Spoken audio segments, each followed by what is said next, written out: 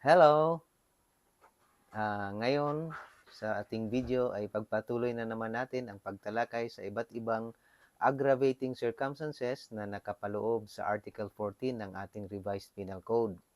So natalakay na natin yung nakapaloob sa paragraphs 1 to 12 nung nakaraan nating mga videos. So ngayon naman, itutuloy natin ang nakapaloob naman ng mga aggravating circumstances sa paragraphs 13 to 15. So, ang nakalagay sa paragraph 13 o naka-enumerate sa paragraph 13 that the act be committed with evident premeditation.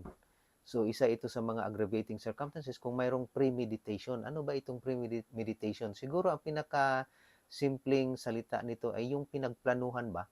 Yung krimen ay pinagplanuhang gawin.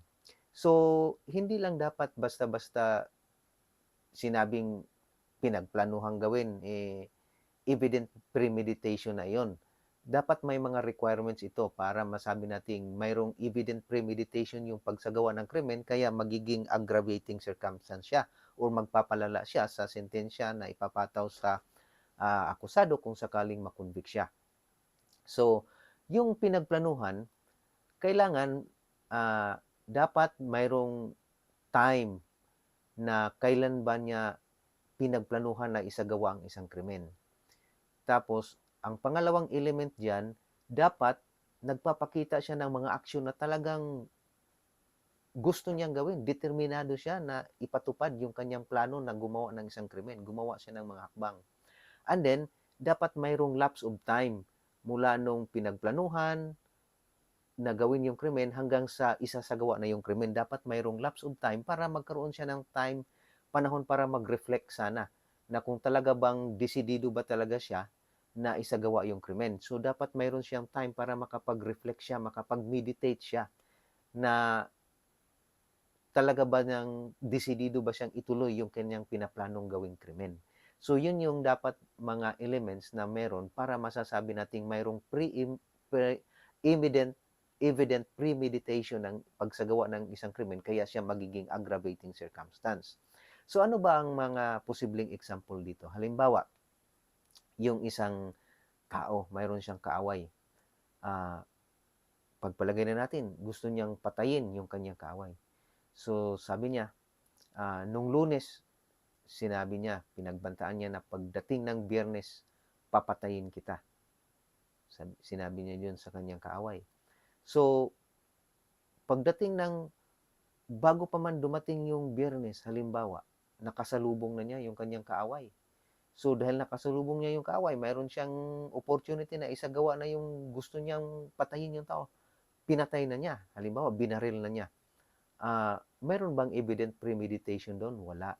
Kasi, wala yung tatlong element. Ang element na dapat mayroong plano ng pagpatay, nandoon yung plano. At dapat mayroon aksyon na nagpapakita na isasagawa talaga niya, ipatupad talaga niya yung kanyang planong gawing krimen.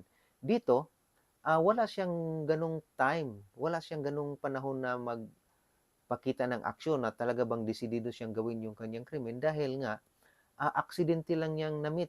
Kasi ang plano sana niya, papatayin niya ng Biyernes, pero bago pa man dumating yung Biyernes, nagkasalubong na siya. So, aksidente, walang evident premeditation doon. Hindi masagawa yung evident premeditation. Pero kung halimbawa sa pagsagawa ng krimen, halimbawa yung pagpatay ay binaril niya ng patalikod o ano, ibang aggravating circumstance naman yun. Pero hindi evident premeditation. So, kailan ba masasabi natin mayroong evident premeditation? Doon sa example natin, halimbawa gusto nung may kalaban yung isang tao at sinabi niya na pagdating ng Biyernes, papatayin kita. So, Lunes niya sinabi yung plano na yon na papatayin niya yung kanyang kaaway pagdating ng Biyernes. So, Lunes, pagdating ng bago dumating yung Biyernes, naghanap na siya ng baril. Halimbawa, bumili na siya ng baril, nagpa-practice siya paano mag-shoot. Tapos, pagdating ng Biyernes, alam niya na ganitong araw, pagdating ng Biyernes, pauwi na yung tao sa kanyang bahay at dito siya dadaan. So doon pagdating ng Biyernes, inaabangan na niya. So nung nagpakita na yung kaaway niya doon sa lugar na kung saan niya inabangan, doon na niya pinatay. So, yun yung evident premeditation kasi nandoon yung tatlong element. Ano ba yung tatlong element doon? Yung plano niya na isagawa yung krimen, yung pagpatay doon sa kanyang kaaway. So, mayroon siyang plano. And then, nagpakita siya ng mga aksyon na talagang desidido siyang isagawa yung kanyang plano na patayin yung kanyang kaaway. Ano ba yung mga aksyon na pinapakita niya? Yung pagbili niya ng baril, yung pagpa-practice niya mag-shoot, mag-baril. So yun, mga aksyon na nagpapakita na talagang desidido siya. He clung to his plan na ah, patayin yun, gawin yun, isagawa yung krimen na pagpatay doon sa kanyang kaaway. And then, mayroong lapse of time para makapag-meditate sana siya mula noong Lunes, pagdating ng Biyernes, meron siyang time para makapag-meditate, makapag-reflect kung talaga bang gusto ko ba talagang gawin to? Itutuloy ko ba ito? Desidido ba talaga? So, yun nga, nung pagdating ng Biyernes, talagang isinagawa nga niya yung kanyang krimen. Inabangan niya doon sa, yung kanyang kaway doon sa lugar kung saan ito dumadaan at doon niya isinagawa yung pagpatay. So, yun yung masasabi nating mayroong evident premeditation. Okay, so sa evident premeditation, para masabi nating isa itong aggravating circumstances at ma-apply ito para mapatawan siya ng mas mabigat na parusa, dapat hindi lang yung sinabi niya na may plano siyang gawin itong krimen na ito, dapat nagpakita siya ng mga aksyon na talagang desidido niyang gawin yung krimen. Halimbawa, naghahanda siya para gawin yung krimen, kumuha siya ng mga materials na maaaring niyang gamitin o weapons na maaaring niyang gamitin para isagawa yung krimen, and then mayroon siyang sufficient lapse of time para makapag-reflect, makapag-isip. So kung halimbawang katulad nung una na nating example na may plano siyang patayin, pero bago pa man dumating yung araw na isagawa sana niya yung krimen, aksidente silang nagkakita. Tapos, babarilin na sana niya, ah, doon na niya isinagawa yung krimen, hindi yun evident premeditation. So, yun po, dapat tandaan natin yung tatlong element na dapat may plano at dapat mayroong mga aksyon na nagpapakita na desidido siya na gawin yung krimen, at then mayroong period, mayroong lapse of time na nagbibigay ng pagkataon doon sa offender na mag-reflect kung gusto ba talaga, desidido ba talaga niyang gawin yung kanyang krimen. Para masabi nating mayroong evident premeditation yung pagsagawa ng krimen at magiging aggravating circumstance siya. So, ang nakapaloob naman sa paragraph 14 or ng Article 14 ng Revised Penal Code, that craft, fraud, or disguise be employed. So, gumamit siya ng craft, yung parang tricks or fraud, panluloko, or disguise para maisagawa yung krimen. So, magiging aggravating siya, magpapalala siya. Halimbawa, nung isang example nito ay kung halimbawa yung mga hold-upper ng jeepney. So, sumakay ng jeepney, nagkukunwaring pasahero. So, ang postura niya, nakapustura siya na parang pasahero talaga, hindi mahalata na mayroon siyang masamang balak gawin. So, pagdating doon nung nakasakay na siya doon sa jeep, kaya nung pinara niya yung jeep, hinintuan siya ng jeep nung pinara niya dahil nakapustura siya na talagang parang pasahero. So, pero nung nakasakay na sa jeep, doon na niya isinagawa yung krimen na pang-hold up. Magiging aggravating yun kasi gumagamit siya ng disguise or panluloko, disguise para maisagawa niya yung krimen. Kasi kung wala yung disguise, kung hindi siya nag-disguise, kung nagpahalata siya na talagang manghu-hold up siya, hindi na siya hihintuan ng jeepney driver siguro. Pero dahil nagsagawa siya ng disguise, nagkukunwari siyang isang pasahero, kaya siya hinintuan at doon na isagawa yung krimen. Kaya siya nagiging aggravating circumstance. Okay?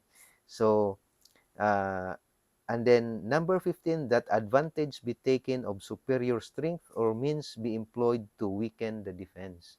So, use of superior strength. So, nung isagawa yung krimen, gumamit ng superior na strength. So, kadalasan nangyayari ito sa mga crimes against persons, di ba? Mga physical injuries, yung nangbubugbog or yung pagpatay.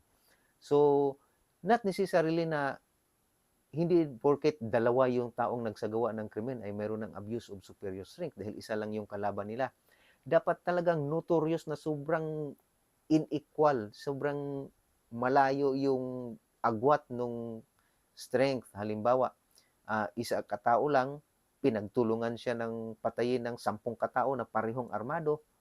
So, siya walang armas. So, yun yung talagang mayroong abuse of superior strength or talagang ah, dahil doon sa sobrang dami nila, talagang notoriously disadvantageous or unequal yung kanilang strength dahil mag-isa lang yung tao.